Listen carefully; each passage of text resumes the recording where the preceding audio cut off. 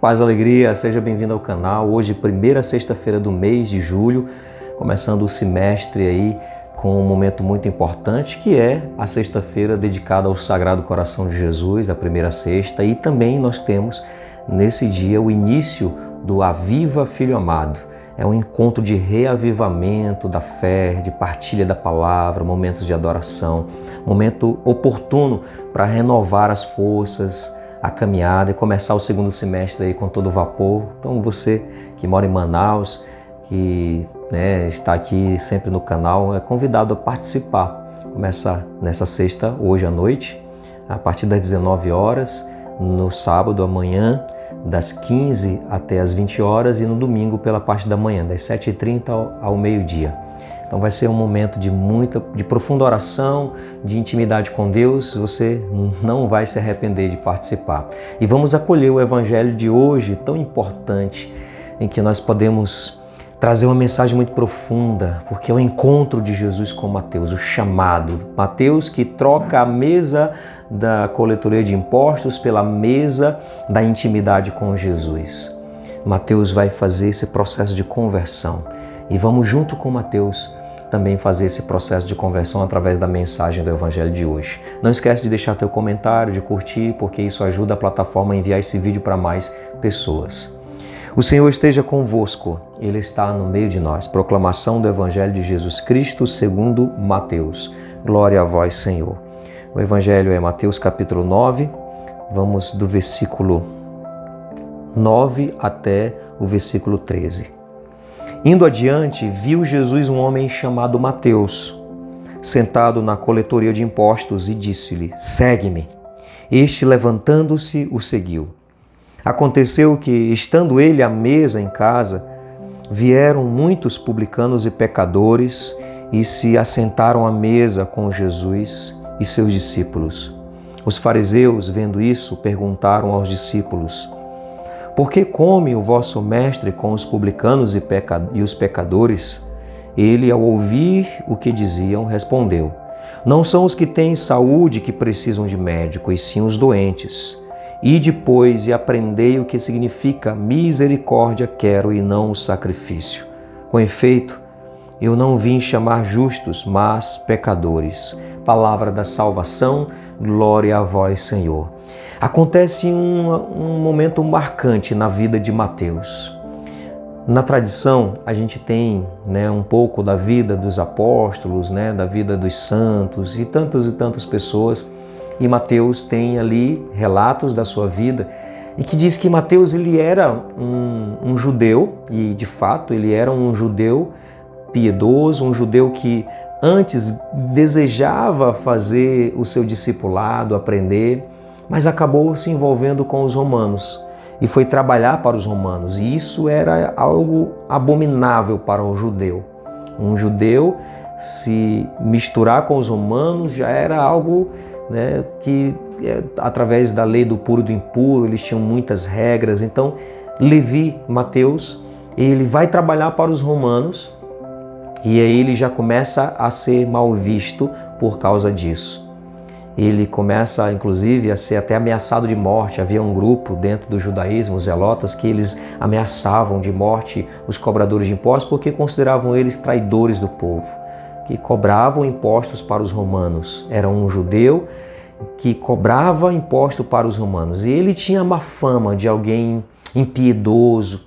Um cobrador de impostos tinha a fama de alguém cruel, impiedoso, de alguém que roubava dos seus próprios conterrâneos, enfim, era considerado alguém traidor. E era muito mal visto.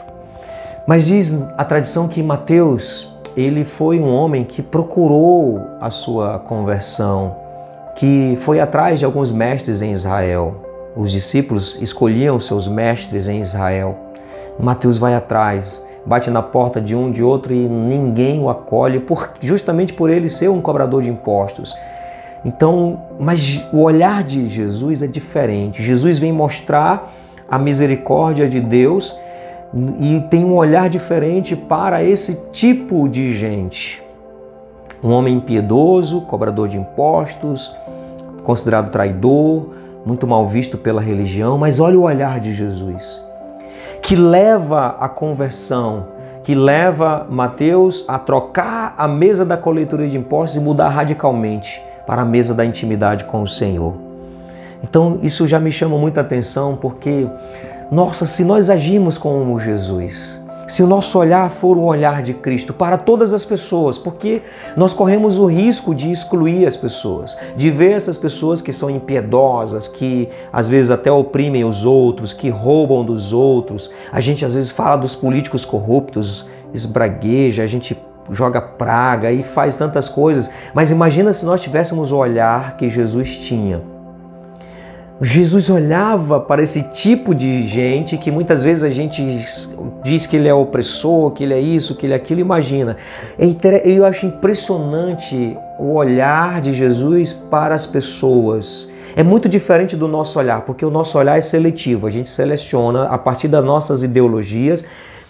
A gente vai selecionando as pessoas que a gente gosta, que a gente não gosta. Jesus não tinha esse olhar ideológico que selecionava as pessoas. Jesus fazia o bem desde um judeu piedoso do seu grupo religioso a um pagão, a um soldado oficial romano.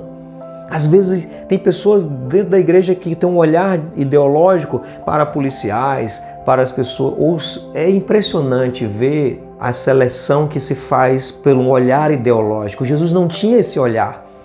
O olhar de Jesus era um olhar de compaixão para com todos. Ele justamente veio mostrar que a salvação é para todos, que o olhar misericordioso de Deus é para todos. Ele não veio compactuar com o pecado.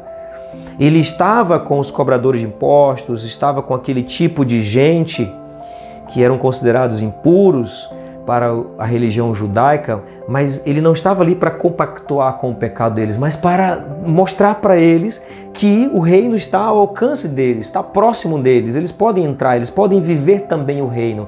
É claro que eles vão precisar abrir mão do reino deles para entrar no reino de Deus, mas está acessível. Jesus mostra um reino acessível a todos.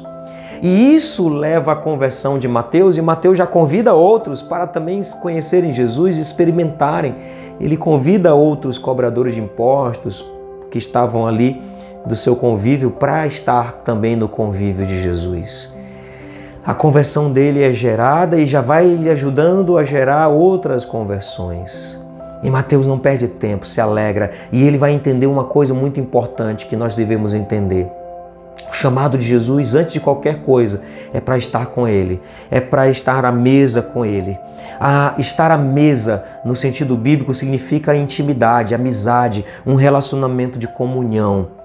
Então, logo Mateus convida, prepara um banquete, ele vai na casa, Jesus vai na casa de Mateus e está à mesa com ele e com os seus convidados.